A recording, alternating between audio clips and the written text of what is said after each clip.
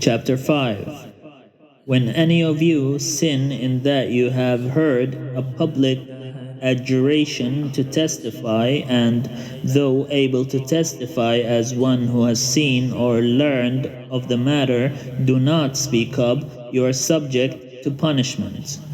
Or when any of you touch any unclean thing, whether the carcass of an unclean beast, or the carcass of unclean livestock, or the carcass of an unclean swarming thing, and are unaware of it, you have become unclean, and are guilty.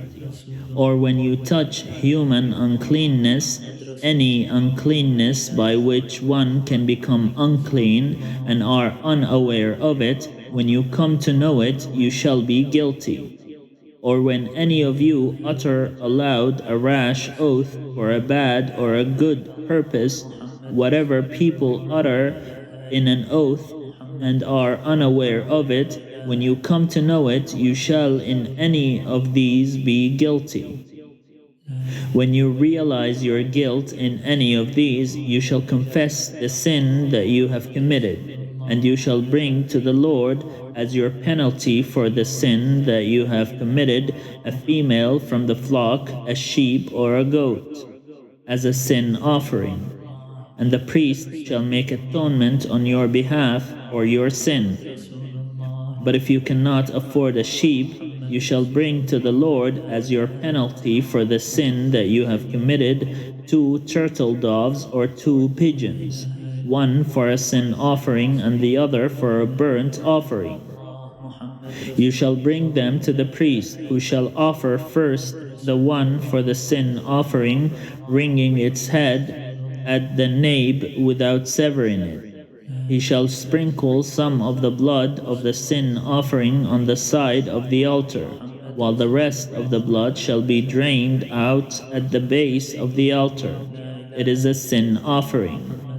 And the second he shall offer for a burnt offering according to the regulation.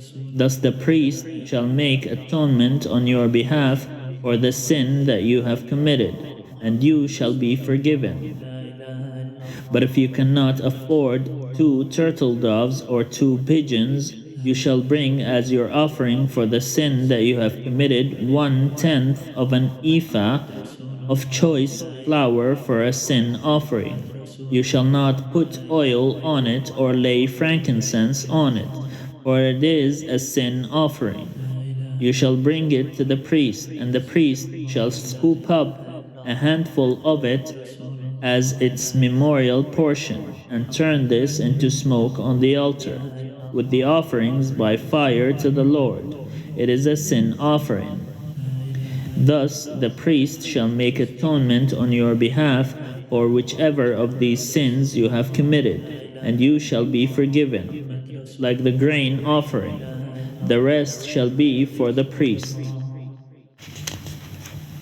The Lord spoke to Moses, saying, When any of you commit a trespass and sin unintentionally in any of the holy things of the Lord, you shall bring as your guilt offering to the Lord a ram without blemish from the flock, convertible into silver by the sanctuary shekel.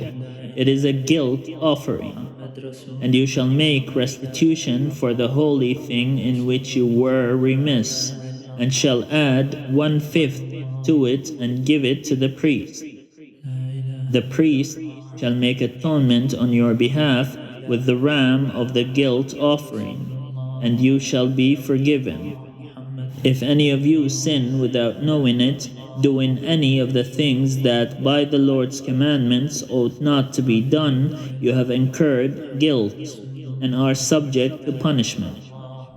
You shall bring to the priest a ram without blemish from the flock, or the equivalent, as a guilt offering, and the priest shall make atonement on your behalf for the error that you committed unintentionally, and you shall be forgiven. It is a guilt offering. You have incurred guilt before the Lord.